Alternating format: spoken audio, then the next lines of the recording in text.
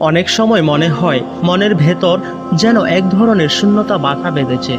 যা কিছু করি কিছুই ভালো লাগে না। এ পৃথিবীটা হঠাৎ খুব ভারী, আর নিজের অস্তিত্বটাই যেন হারিয়ে যায়। মনে হয় দূরে কোথাও চলে যায়, সব কিছু থেকে অনেক দূরে।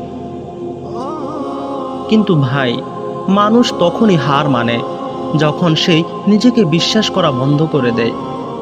আর আপনি যদি কষ্ট অনুভব করতে পারেন, তবে সেটাই প্রমাণ করে যে আপনার মন এখনো বেঁচে আছে। আপনি ভিতর থেকে এখনো লড়াই করছেন। আপনার ভিতরের আলো এখনো নিভে যায়নি।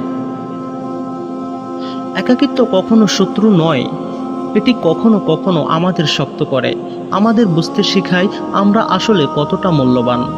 আজ যদি পথ কঠিন হয়, আগামীকাল সেই পথই আপনাকে সফলতার দিকে নিয়ে যাবে। আজ যদি মন খালি লাগে, একদিন ঠিক এই মনই আনন্দের অশ্রু ফেলবে। অন্ধকার যত গভীর হয়, ভোর তত কাছাকাছি থাকে। আজ আপনি যে ব্যথা অনুভব করছেন, এটাই আগামী দিনে আপনাকে আরও শক্তিশালী করে তুলবে। নিজের প্রতি একটু সময় দিন, নিজেকে ভালোবাসুন। মনে রাখুন, আপনি গুরুত্বপূর্ণ, আপনি মূল্যবান, আপনি যথেষ্ট। কোথাও পালিয়ে যাওয়ার দরকার নেই।